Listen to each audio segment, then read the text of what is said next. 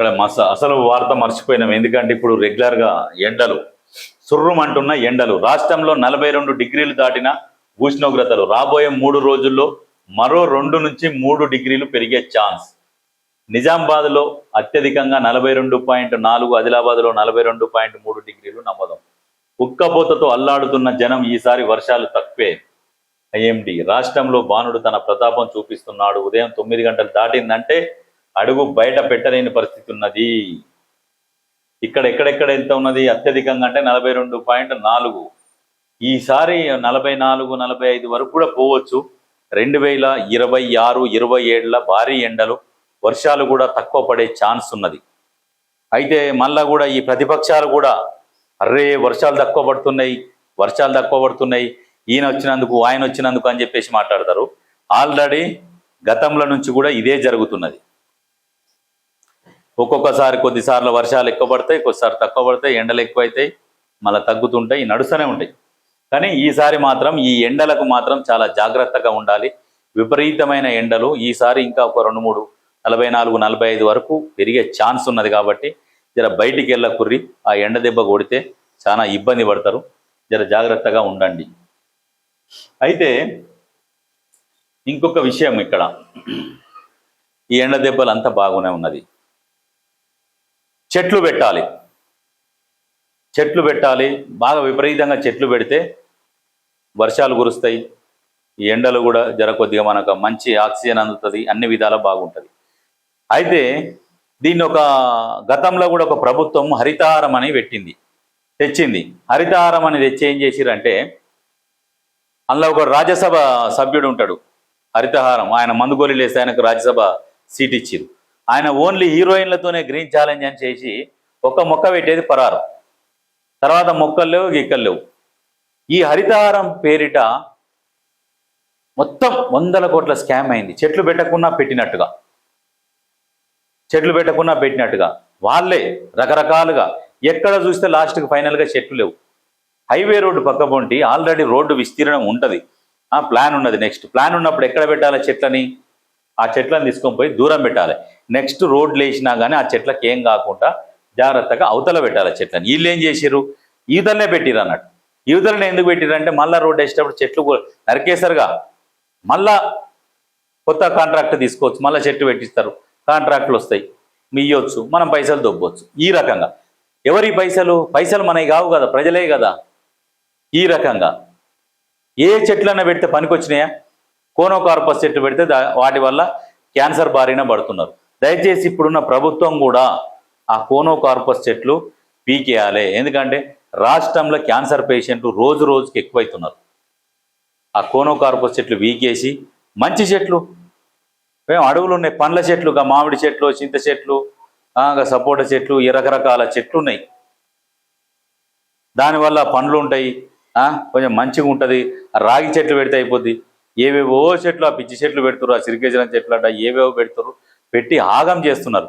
ఇప్పుడున్న ప్రభుత్వానికి ఒక సలహా, వాళ్ళు హరితహారం పెట్టిరు, అది వేస్ట్. గతంలో చంద్రబాబు నాయుడు స్వర్ణాంధ్ర నాయన పెడితే మన రాజశేఖర రెడ్డి వచ్చినాక హరితాంధ్రప్రదేశ్ అని ఈ పచ్చదనం ఉండాలి, రాష్ట్రం పచ్చగా ఉండాలి అని చెప్పేసి పెట్టిండు.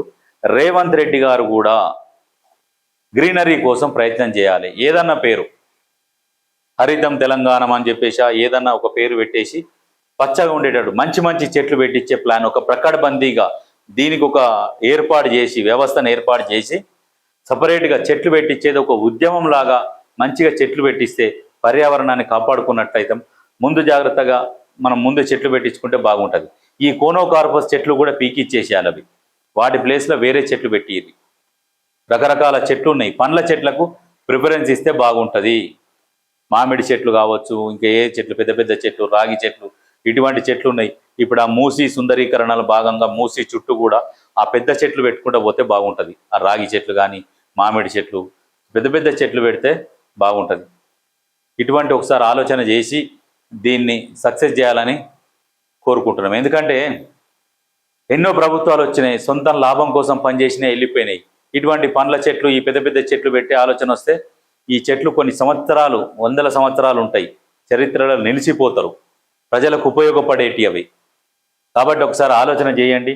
ఇప్పుడు ఏంటంటే ఇప్పుడు ఒక్కొక్క దానికి ఒక్కొక్క ఉంటాయి కదా, ఆ ఇంజనీరింగ్ ఆ సిస్టము ఆ లెక్క ప్రకారం ఆలోచన చేసి ఏ చెట్టు ఎక్కడ నిలబడగలుగుతాయి, దానివల్ల పెద్దగా అయితే ఏం ఇబ్బంది లేకుండా ఆలోచన చేసి ఒక ప్లాన్ ప్రకారము అటువంటి చెట్లు పెట్టిస్తే రాష్ట్రం కూడా బాగుంటుందని చెప్పేసి అనుకుంటున్నాం.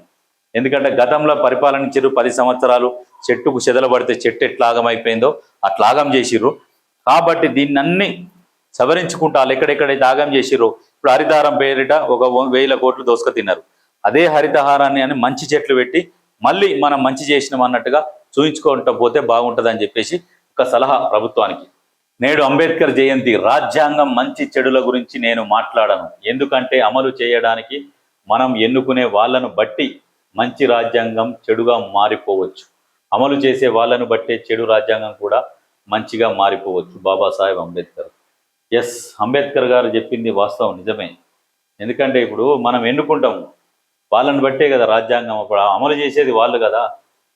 రాజ్యాంగం రాసిండు, మరి అమలు చేసే బాధ్యత కూడా ఉంటుంది. రాజ్యాంగ సవరణలు జరుగుతూ ఉంటాయి, అమలు చేసేది వాళ్ళు కాబట్టి కరెక్ట్గా చెప్పిండు.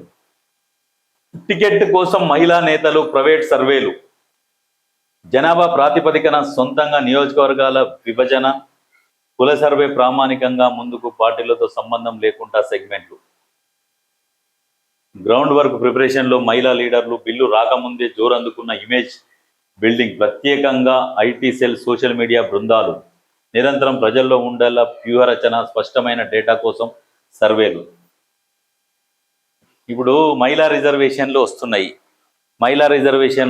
మరి ఎక్కడ వస్తుంది మహిళా రిజర్వేషన్ అనేది ఉత్కంఠంగా మహిళలందరూ ఇప్పుడు యాక్టివ్ అయిపోయారు.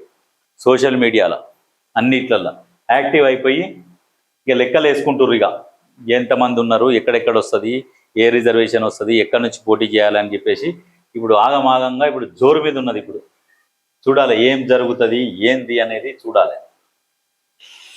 ఇక్కడ బీజేపీ గురించి ఏముంది, జంకుతున్న లీడర్లు బీజేపీలో చేరేందుకు విముఖత.